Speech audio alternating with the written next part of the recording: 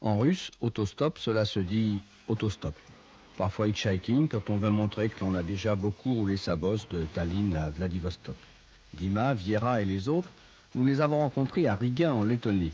Mais nous aurions pu les croiser à Tomsk, à Yalta, à Tbilissi, à Irkoutsk ou à Krasnoyarsk, le long des routes ou à bord d'un des camions qui parcourent le pays pendant des jours et des nuits.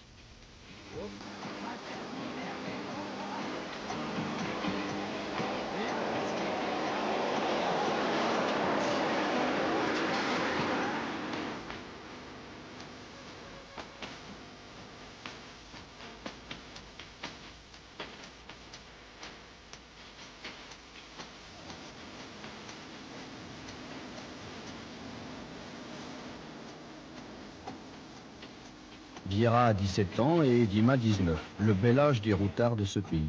Ils sont heureux de cette nouvelle vie errante qui les promène à travers l'URSS qui change.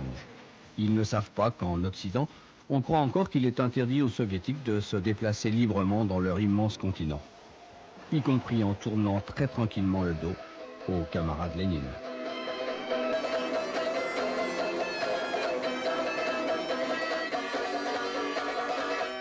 Hitchhiking, routard, hippie, ça vous rappelle des vieux souvenirs américains? Eh bien, vous avez raison.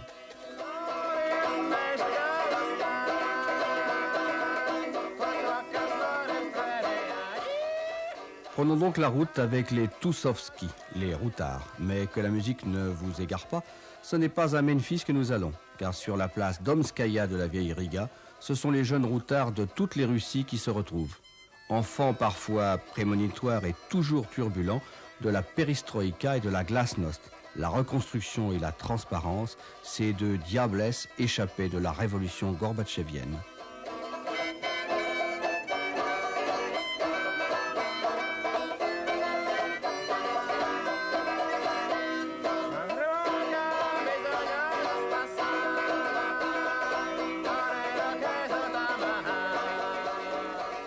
Le passé est en train de mourir de mort violente. La jeunesse de l'URSS change plus vite que le pays, prenant au mot toutes les nouvelles vérités. Certains font la route l'espace d'un été ou pour quelques années. D'autres se transforment, simplement. Comme ces jeunes filles qui arpentent les rues piétonnes de Jurmala, station balnéaire à la mode sur la Baltique. Tout change. Les mœurs, les vêtements, les vacances ou les jeux. Et c'est bien Michael Jackson qui donne le ton dans les boutiques de disques et de cassettes.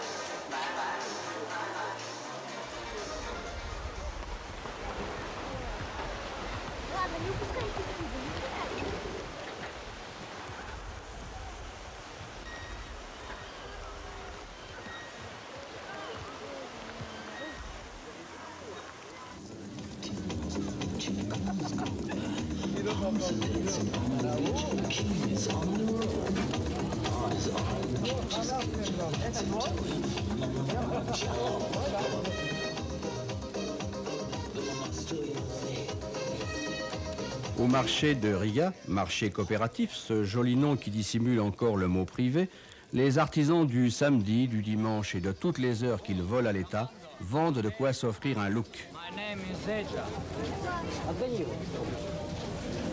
Firma America. 500 roubles pour ce jean, 2 fois le salaire mensuel moyen, et il y a pourtant des acheteurs. À ce prix-là, le commerce est une bonne affaire permanente pour les nouveaux marchands privés. Quelle est votre profession principale? Je suis chauffeur professionnel, je travaille dans un dépôt. Lorsque j'ai du temps, je ravitaille les copains. Et quels sont vos loisirs?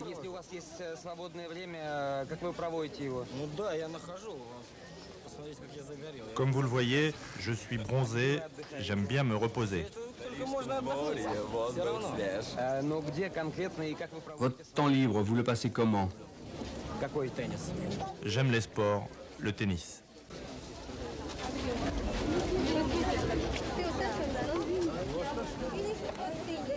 Dans ces nouveaux marchés, on trouve tout ce que l'industrie officielle a toujours négligé, c'est-à-dire le superflu.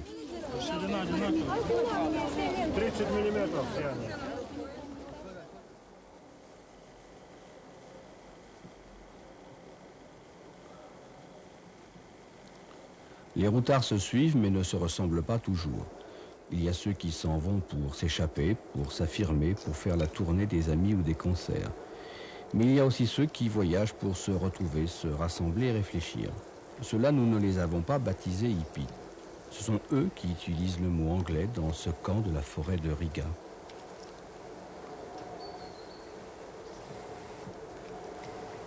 Ils passent une partie de leur été dans la nature. Ils appartiennent à des peuples qui n'ont pas encore oublié comment vivre dans la forêt. Leur connaissance de la nature n'est pas une redécouverte récente d'enfants de la ville. Ils y sont naturellement à l'aise. Cette vie est pour eux l'expression d'une culture, d'une mémoire collective pas encore effacée. Certains parlent, d'autres non. Ceux qui ne souhaitaient pas expliquer leur vie sont partis faire un tour, chercher des champignons. Je m'appelle Alexis, j'ai 25 ans, je viens de Voroshilovgrad. Je vis quelque temps ici, ensuite je repars chez moi. Je fais en sorte que mes actions servent au maximum les autres. J'essaie de faire le bien en moi et autour de moi. Je suis médecin, j'ai fini mes études et je travaille dans un service de secours d'urgence.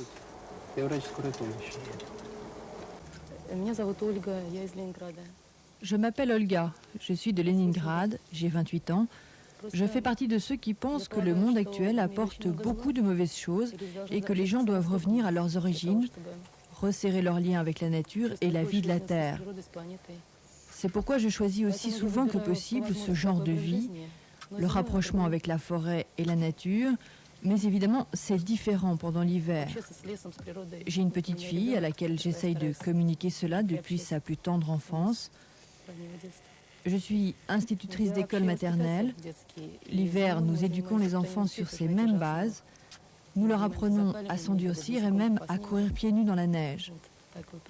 Voilà nos principes et ici, nous essayons de concentrer notre esprit sur les choses de l'esprit plus que sur les biens matériels. De temps en temps, nous lisons l'Évangile car c'est un symbole de la spiritualité.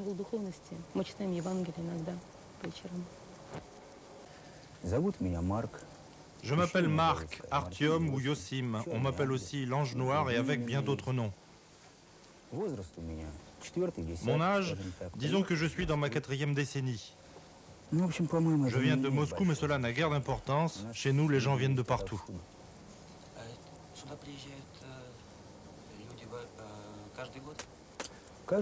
Nous nous retrouvons ici chaque année.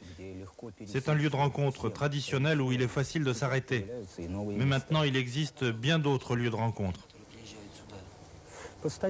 Nous sommes environ 300 personnes en permanence. Mais la plupart des autres bases se trouvent dans des endroits difficiles d'accès parce que nos gens n'aiment pas toujours les visiteurs.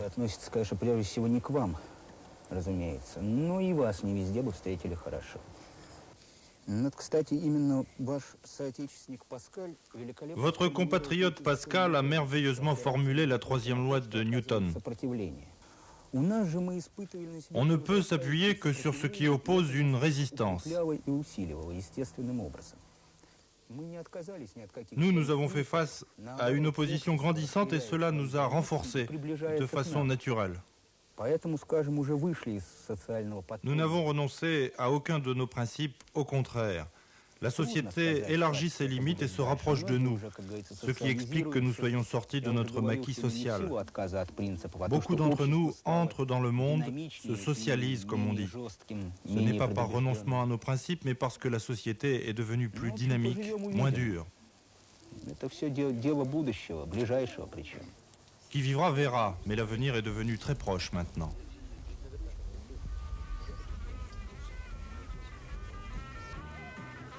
Des hippies paisibles et qui ne manquent ni d'humour ni de détermination.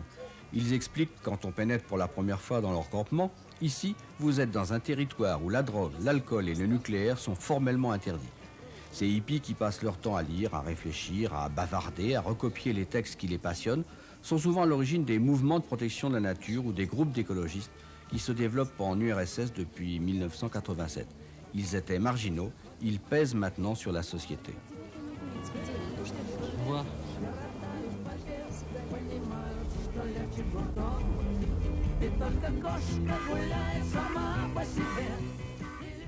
Nous avons souvent croisé ces jeunes et moins jeunes marginaux en ville où les agents de police ne leur prêtent plus guère attention.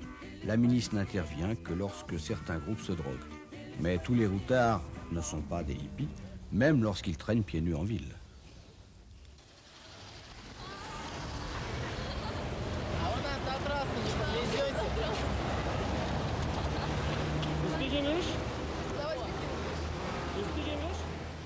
Vous parlez anglais? Un peu. D'où venez-vous?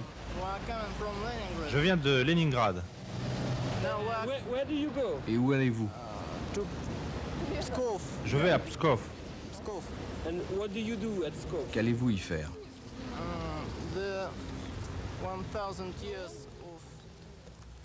Nous y allons pour les fêtes du millénaire du baptême de la Russie.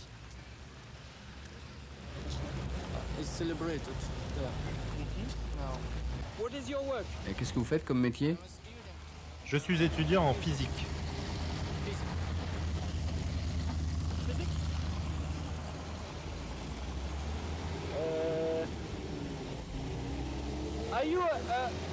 Alors vous êtes hippie? Non, Alors vous êtes quoi? je ne sais pas. Alors vous êtes un beatnik? Non, je suis un homme, tout simplement. Vous pouvez nous amener jusqu'à la grande route de Pskov?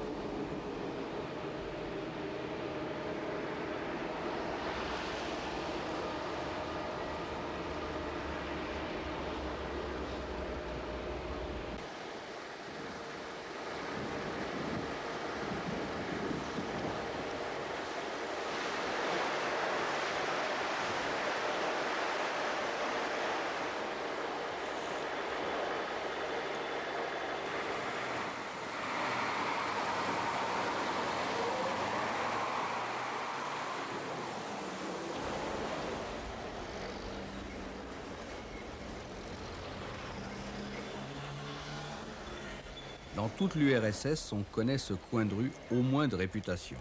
Le café Saïgon sert de point de ralliement à tous les routards du pays, après avoir été pendant des années le lieu magique des intellectuels de Leningrad. Tout le monde a oublié le véritable nom de ce café qui attire au cœur de la ville, sur la fameuse perspective Nevsky, les marginaux les plus étonnants. Ils font désormais partie du paysage. Les passants s'offrent un peu d'exotisme en regardant cette foule de jeunes qui chantent, qui attendent, qui échangent des adresses pour la suite de leur voyage.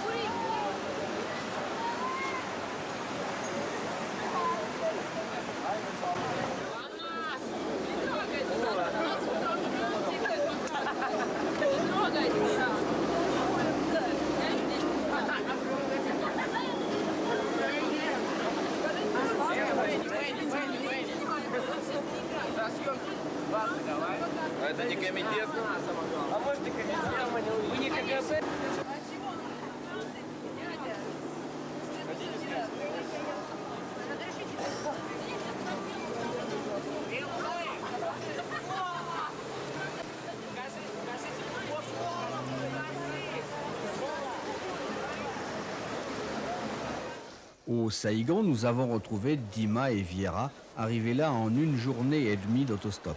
Près de 900 km en camion depuis Riga.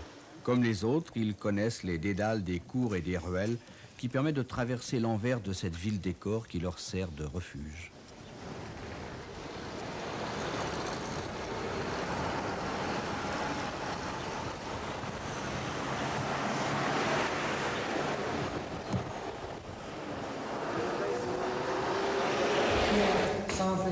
Sometimes meet Hare Krishna groups. Avant d'en être chassés à plusieurs reprises par les locataires lassés du vacarme, les marginaux aimaient se retrouver dans cette rotonde qui fut l'étrange demeure de Raspoutine. Sur les murs, les ravalements fréquents ne parviennent pas à effacer tous les graffitis. Mikhaël, guide spontané de ces nouveaux mystères de Leningrad, fait partie de ceux qui ont transformé militantisme et marginalité en fonction sociale et en salaire. Il est permanent d'une de ces nouvelles associations de jeunes qui défraient la chronique et inquiètent les notables. Il a voulu chanter un texte écrit il y a longtemps par Boris Grebenchikov, le chef du groupe Aquarium. Autoroute 21, la chanson des routards et des hippies soviétiques. La ressemblance avec Bob Dylan n'est pas une coïncidence.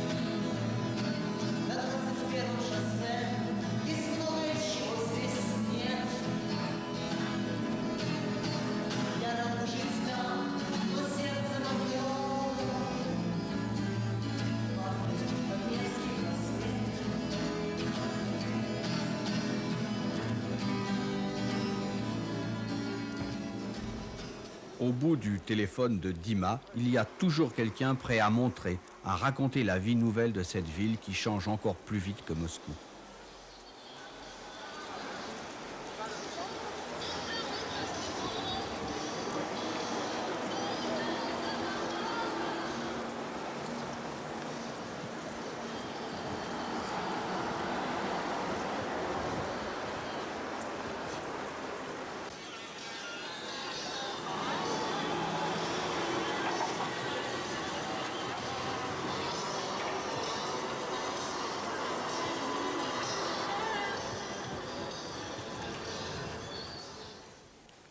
Au fond de cette cour, un squat, un immeuble réquisitionné par des peintres d'avant-garde.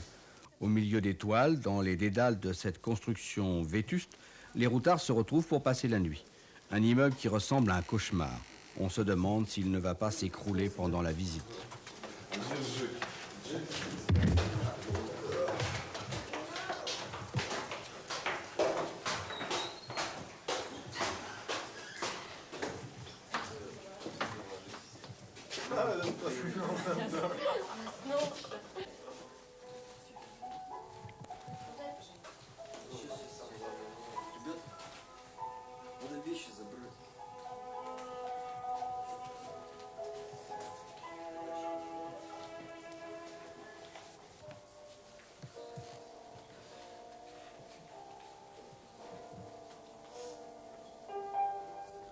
Plus russe que ces lieux en ruine, on ne peut pas faire. C'est le royaume d'un vieil homme du quartier, en bon terme avec la municipalité.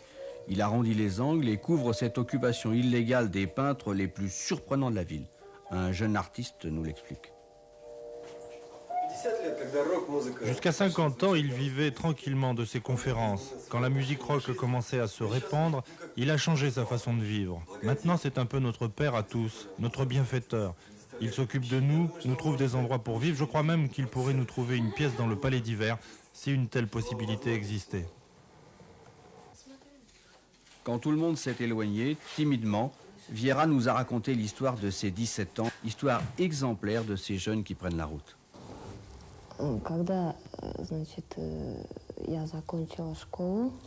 Quand j'ai terminé l'école et le collège, j'ai travaillé un peu. Comme je ne m'entendais pas avec mes parents, j'ai quitté la maison à 15 ans.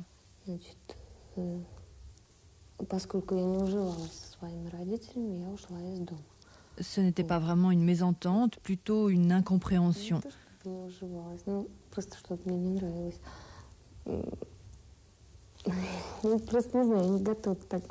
Vous savez, je ne suis pas prête pour une telle conversation.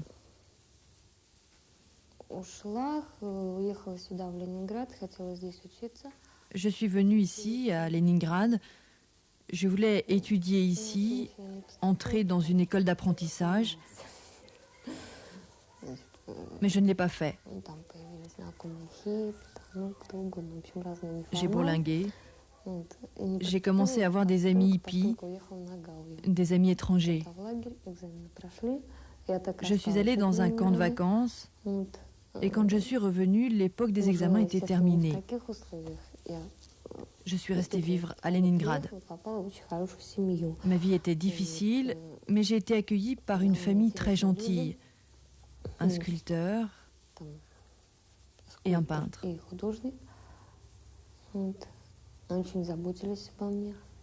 Ils se sont bien occupés de moi et ils le font toujours quand je suis ici.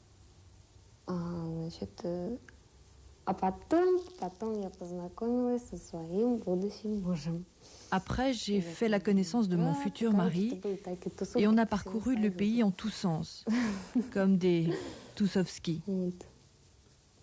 Voilà, je ne sais plus trop quoi vous dire. Pourquoi elle doit retourner à Kirov bientôt?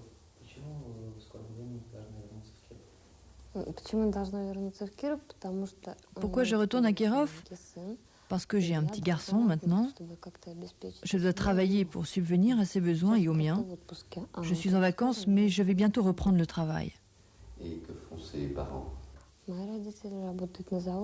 Ils travaillent en usine. Ce sont de simples ouvriers. Quel problème ça pose en Union soviétique d'avoir un fils à 17 ans? Pour moi, il n'y avait qu'une solution. Entrer dans une école d'apprentissage, vivre gratuitement dans un foyer d'étudiants avec une bourse d'État de 30 roubles par mois.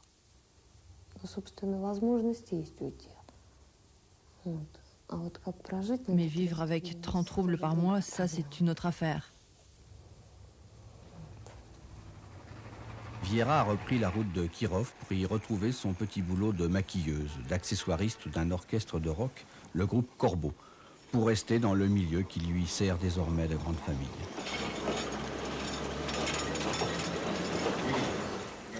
Les jeunes ne font pas que de la musique et de la peinture. Les mêmes et d'autres s'engouffrent dans tous les espaces de liberté ouverts par l'arrivée de Gorbatchev. À Leningrad, ils manifestent en permanence et ont arraché aux autorités un coin de parc où tout le monde a le droit de tout dire, où toutes les associations se retrouvent pour organiser leurs protestations. Même la police a appris à parler gentiment aux contestataires.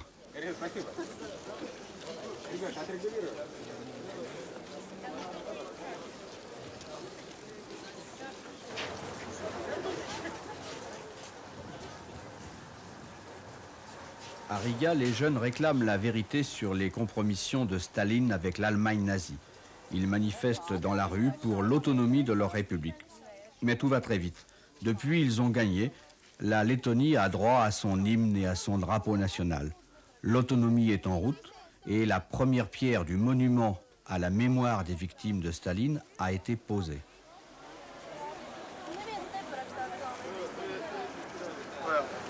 During the demonstration against Stalin's coup, there was such a slogan. This is against Stalin-Molotov. Ce tract est contre Staline et Molotov.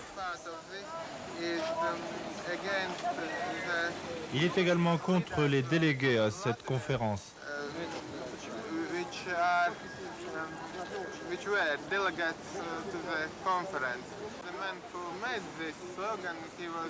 L'homme qui a écrit ce tract a été arrêté par la police. Il risque à présent de 1 à 5 ans de prison. 1 till 5 years for that. A man in a democratic state. Dans un État démocratique, on ne devrait pas pouvoir envoyer quelqu'un en prison pour cela. Such a slogan. So,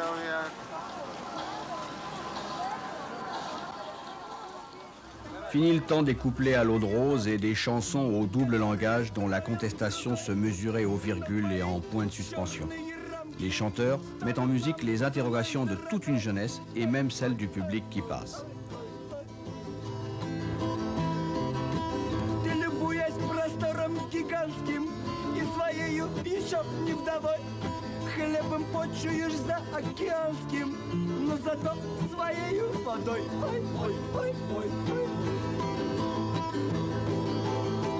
Наслаждаясь обновленной прессой и согласностью наших газет, ты не знаешь, что их интересом мы берем по дороге клозет.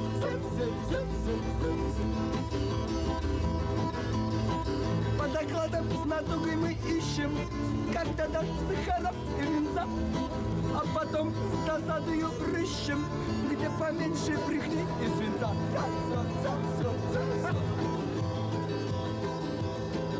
Спасибо, супруги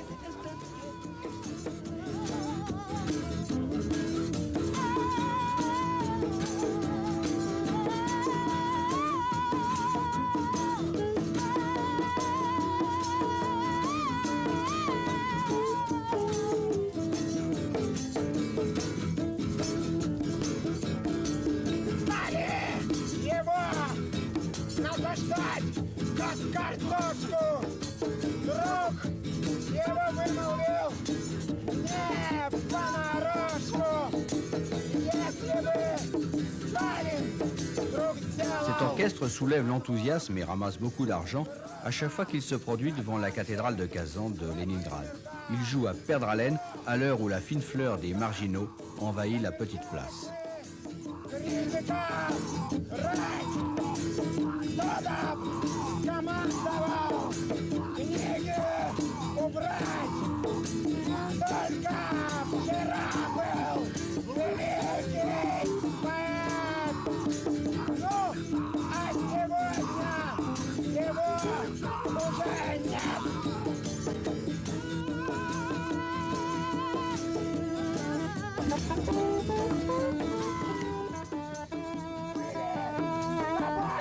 Serge est un peu architecte le jour et surtout saxophoniste le soir.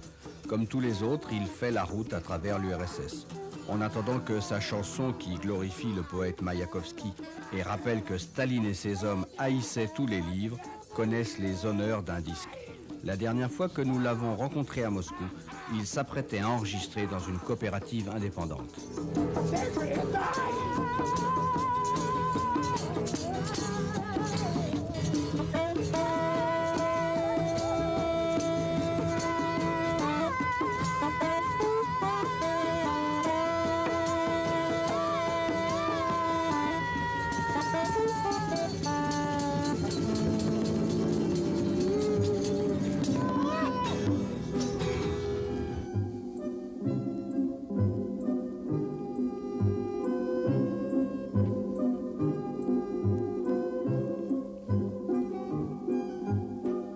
Sur la place du Palais d'Hiver, les jeunes ont pris l'habitude de venir tourner le dos à l'histoire. Ces lieux longtemps sacrés offrent la plus belle piste de skateboard de Leningrad.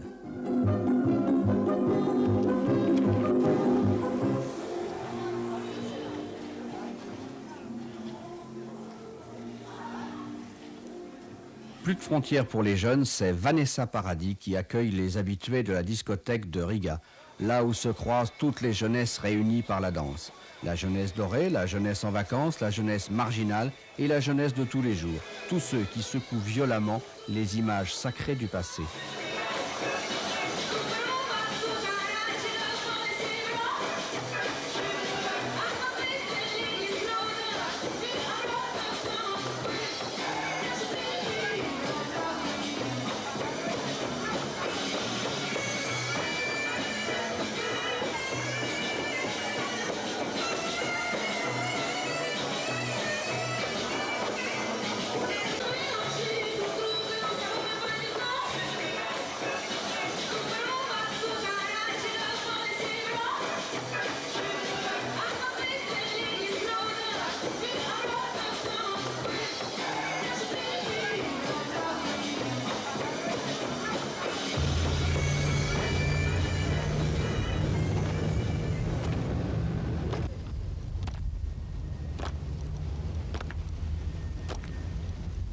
Personne ne vient plus voir ces malheureux pionniers qui montent la gare de demi-heure en demi-heure. Le système moribond n'a pas encore compris que ce qu'il considère comme une récompense réservée aux meilleurs d'une classe est devenu une corvée. Une page se tourne, la jeunesse rejette ouvertement ces organisations.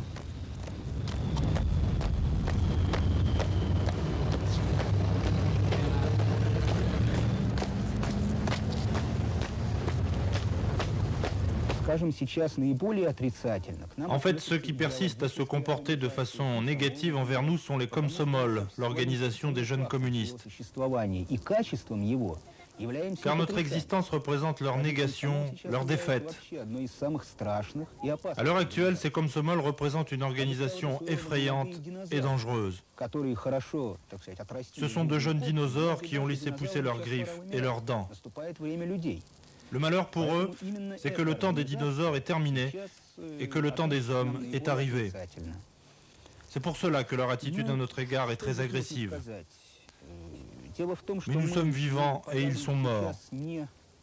Il est très difficile de faire des prévisions pendant cette époque de transition, mais je crois que l'on ne nous touchera plus.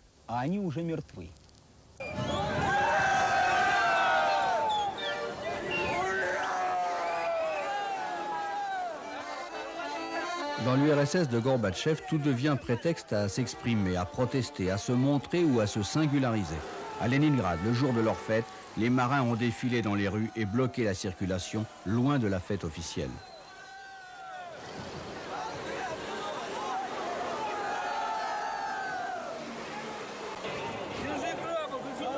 À Moscou, au début du mois d'août, les anciens paras et les anciens d'Afghanistan se saoulent en public le jour de leur fête nationale, pour défier leur hiérarchie qui n'ose trop rien dire. Peut-être aussi pour oublier la guerre qu'ils ont vécue.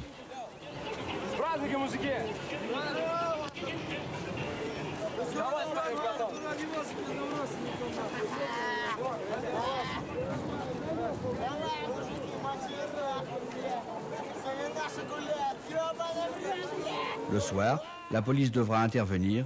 Il y aura des dégâts et des dizaines de blessés d'un côté comme de l'autre. La fin d'un monde, le début d'une décadence, pensent certains.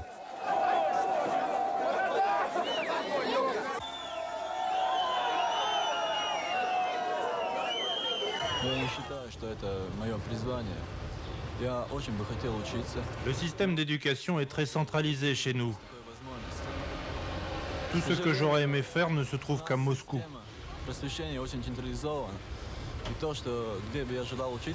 J'aurais aimé étudier les relations internationales en Lituanie, dans mon pays, mais ce n'est pas possible.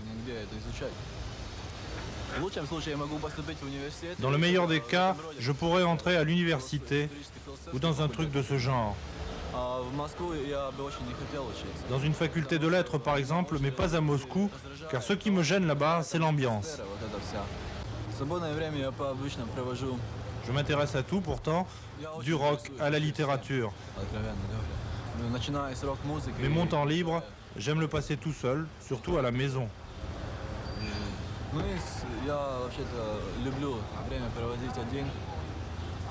Mais j'aime bien les autres aussi. J'aime ce café de jeunes en plein air parce qu'on peut y faire des connaissances, parler.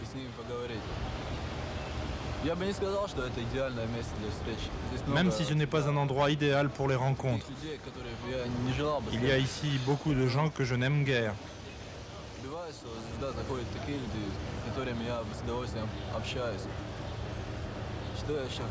Mais il arrive que viennent ici des gens avec lesquels je communique avec plaisir. C'est un problème, la communication.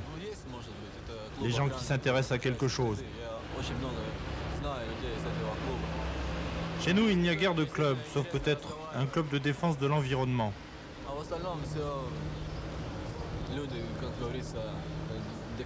Je connais des gens qui y vont, avec lesquels il est intéressant de parler. Mais en général, les jeunes, comment dire, c'est la décadence. Cela ne me plaît pas que la jeunesse soit attirée par tout ça, par ces nouvelles directions. Ils se mettent à l'écart de la société et leur vie est vide.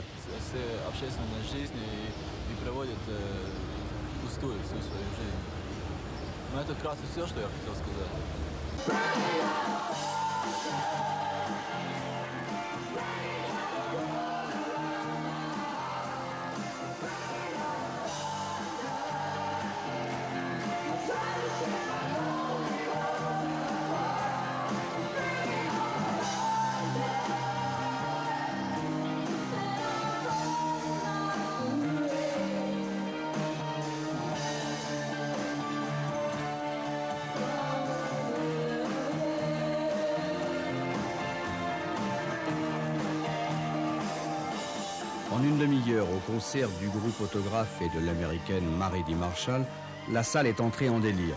C'est nouveau. C'en est fini des concerts sages gardés par des hordes policières. Certains soirs, le chef du groupe, Alexandre Kowiecki, a peur de cette violence. En octobre 1988, 3000 jeunes sortant d'un concert à Volgograd ont saccagé la ville et brûlé des voitures.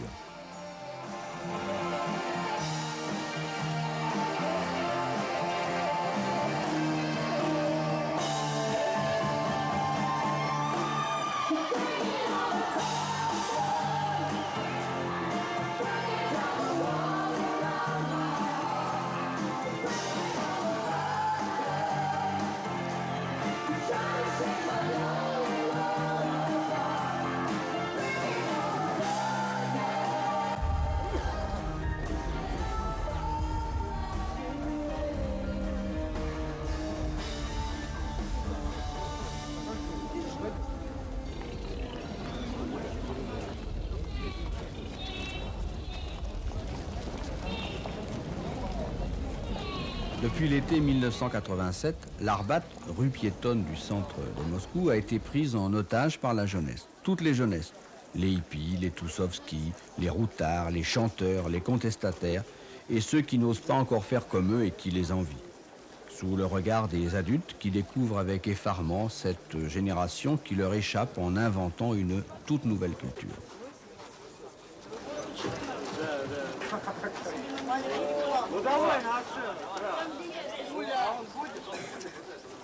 Сейчас, one just a moment. Мы там, вот там, туда.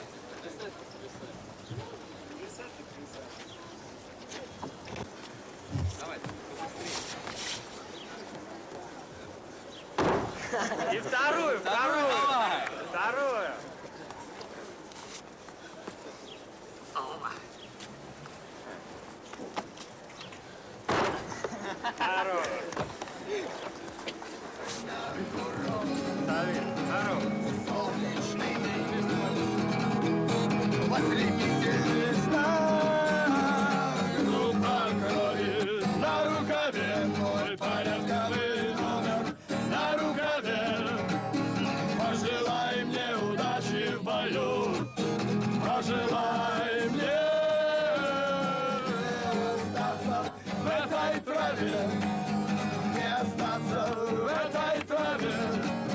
Пожелай мне удачи в бою, пожелай мне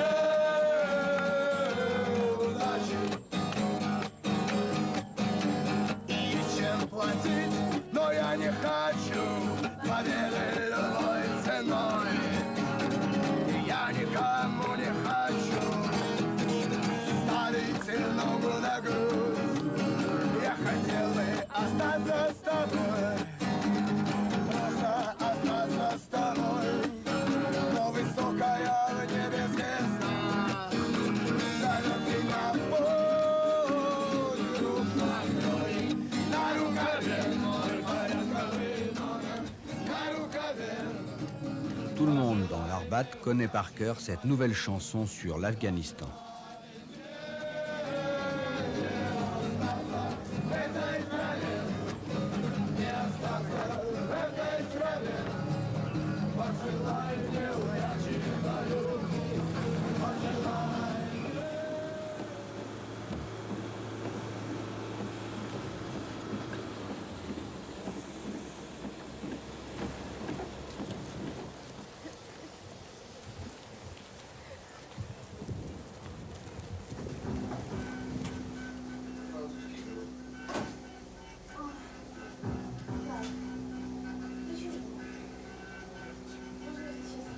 À Moscou, Alexandre Stalkiev nous a reçus pour nous expliquer ce qu'il appelle le système hippie. Certains disent qu'il en est le chef, mais lui refuse ce titre. The people of this house hate us because we are not the same as them. Les gens de cet immeuble nous détestent parce que nous ne sommes pas comme eux. Afraid us because it was Ils ont peur de nous. when here in 2 rooms flat. Car il y a eu un temps où, dans cet appartement de 2 pièces, nous nous retrouvions à 16 ou 18 personnes tous les vendredis soirs.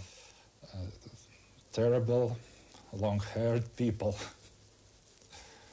Rien que des gens à l'aspect terrible, des gens à cheveux longs. Our police that the long time catched us and Pendant longtemps, la police nous a systématiquement rendu visite. Ils nous arrêtaient pendant quelques heures et quelquefois, ils organisaient de grandes chasses aux hippies. And one year after the beginning of perestroika, it stopped. Ce n'est qu'un an après le début de la perestroïka qu'ils ont cessé de nous embêter. C'est un grand progrès, mais il a fallu un an. Ceci à Moscou et à Leningrad, à Saint-Pétersbourg, comme nous disons. Ailleurs, la situation est parfois différente.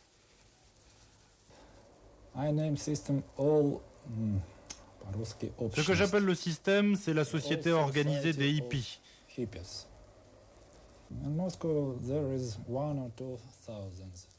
Près de 2000 jeunes à Moscou et environ 1 millier à Leningrad.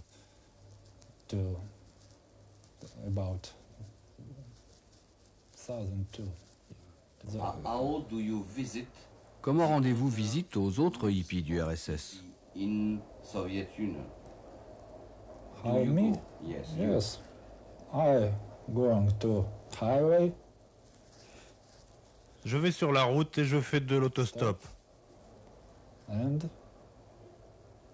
I can ride from Tallinn to Vladivostok. Je peux aller de Tallinn à Vladivostok sans argent de poche.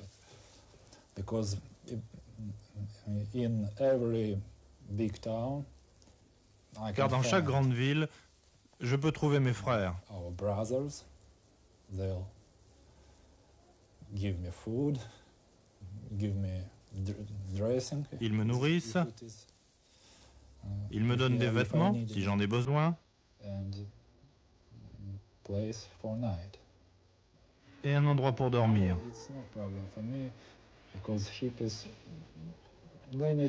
L'argent n'est pas un problème pour moi. Les hippies n'ont pas besoin de beaucoup pour vivre.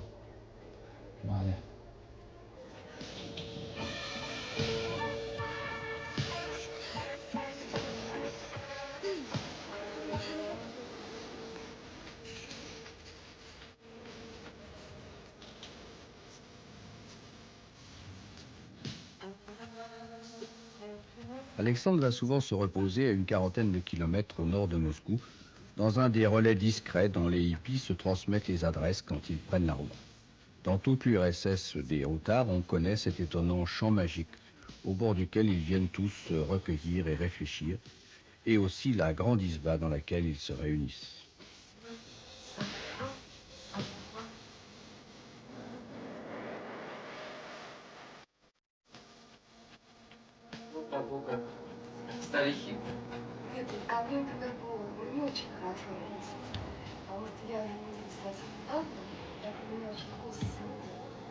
Étrange système hippie, comme ils disent eux-mêmes, système de réflexion et de contestation non violente qui s'épanouit dans la tolérance retrouvée. Système où de doux rêveurs côtoient d'authentiques poètes et des gens qui, tout simplement, ont envie d'exister en marge. Ils vivent tranquillement, les uns nourrissant les autres. Même en plein hiver, ils se rendent visite en rêvant de leur futur journal, écrivant en commun des articles qu'ils passent dans les grands journaux pour s'expliquer.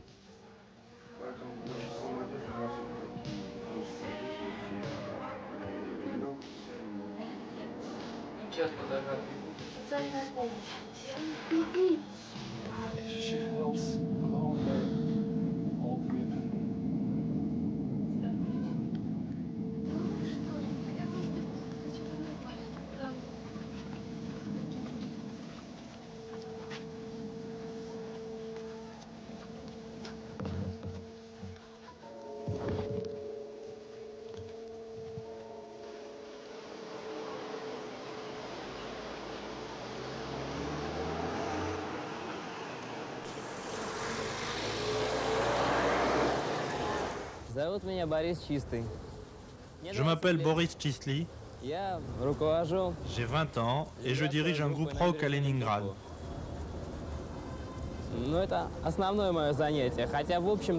J'y consacre tout mon temps libre et je considère que ce temps libre est mon véritable travail. J'écris dans mes chansons ce qui m'arrive et ce qui se passe autour de moi. Les thèmes principaux sont l'homme et la ville, l'amour, tout ce qui peut arriver à un être humain qui oublie qu'il est humain. Des thèmes essentiels qui ont toujours existé.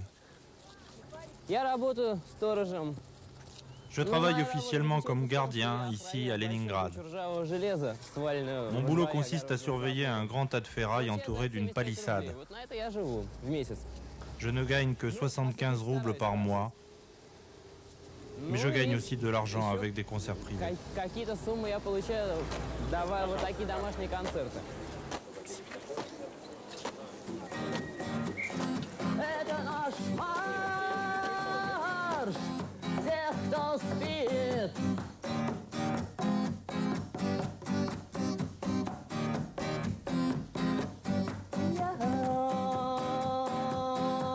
Хочу петь то, что есть я могу плыть сквозь асфальт, но вижу рассвет через стекло это наш марш тех, кто спит. Это наш марш тех, кто спит.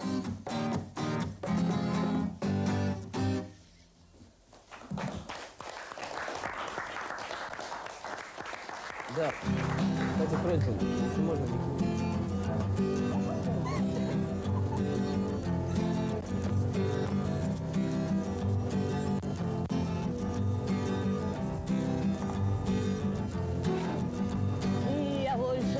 хотел знать, где живет головой крокодилы, зеркальный народ, и чье имя дадут городам Лимпопо, и как выйти отсюда, чтоб не встретить его, кто такой командир, почему у него.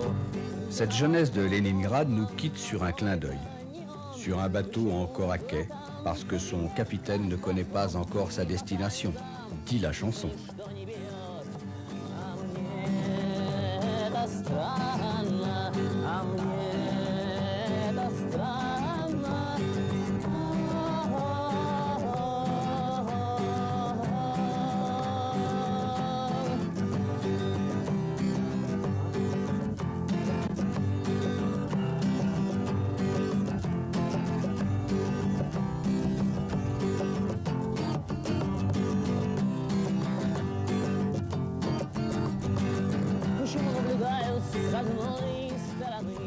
Chanson sur la perestroïka et la glasnost.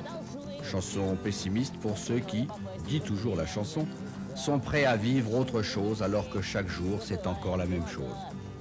car, dit tristement le chanteur sur son bateau qui fait du surplace, si l'on dit que la période de glaciation est terminée, il ne faut pas oublier que nous sommes tous des produits de cette glaciation.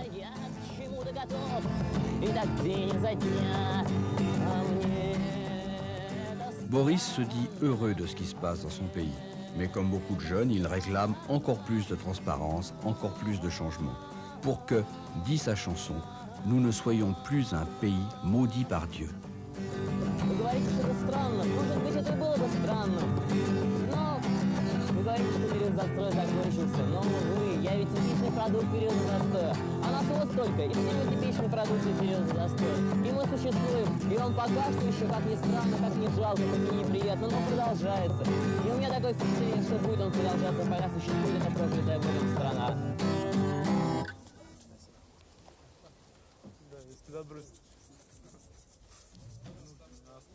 Посмотрим, что будет после партконференции, но пока что она еще только-только прошла. Никаких особых изменений я не вижу. Она не обрадовалась вискику? Она вискику очень обрадовалась, конечно. Ага, это талончик. Это стоит 5 копеек. Дело в том, что... На это можно купить 5 кусков хлеба.